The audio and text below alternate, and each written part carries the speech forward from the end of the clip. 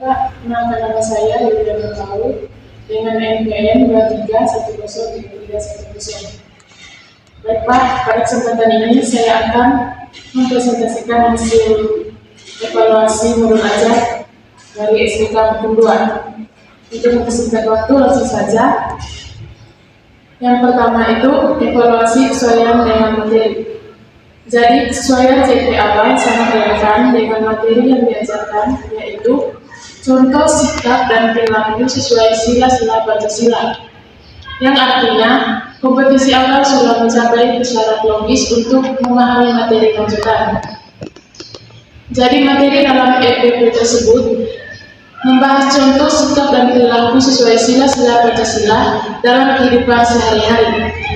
Jadi materi ini sudah sesuai dengan capaian pembelajaran PPKM SD kelas 4 semester 1. Karena dalam CP ini siswa diharapkan mampu yang pertama itu memahami nilai-nilai Pancasila, dan yang kedua menerapkan nilai Pancasila dalam kehidupan sehari-hari. Materi yang diajarkan juga berkaitan dengan bunyi sila-sila Pancasila, simbol Pancasila, makna sila Pancasila, dan contoh sikap sesuai nilai Pancasila, sehingga secara umum materi. Oke, yang kedua itu kelengkapan materi. Walaupun dalam EPP tersebut materi sudah sesuai dengan CP, namun materinya masih belum lengkap karena dalam materi hanya disebutkan secara umum tanpa penjelasan terperinci. Tidak ada uraian makna dari setiap sila Pancasila, tidak ada contoh konkret perilaku dalam kehidupan sehari-hari, dan tidak ada keterkaitan dengan lingkungan siswa. Jadi contoh dalam modul hanya disebutkan yang pertama itu memahami bunyi sila Pancasila, yang kedua memahami makna nilai Pancasila, dan yang ketiga itu memahami sikap yang sesuai dengan sila Pancasila.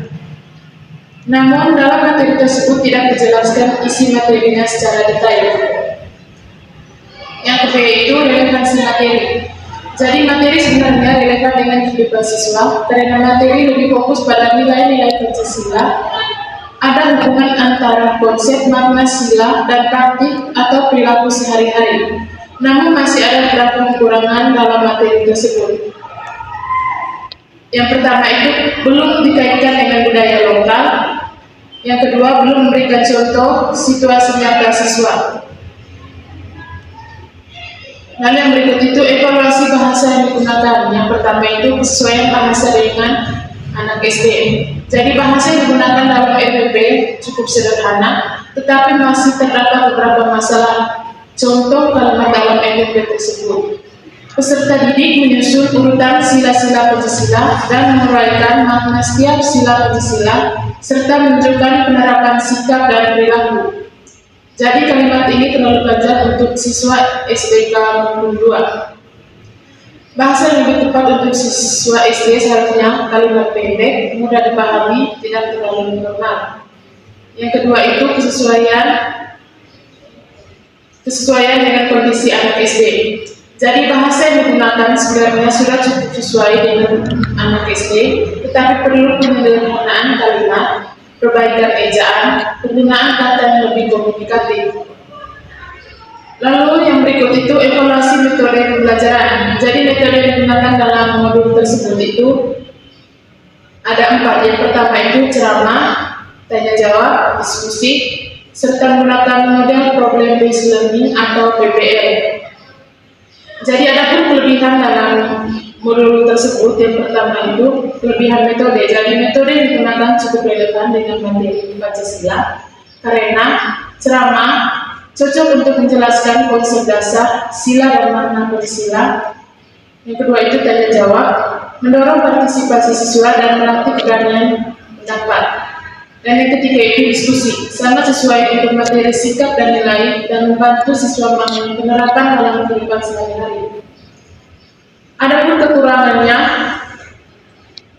yang pertama itu belum sepenuhnya mencerminkan problem based learning atau PBL.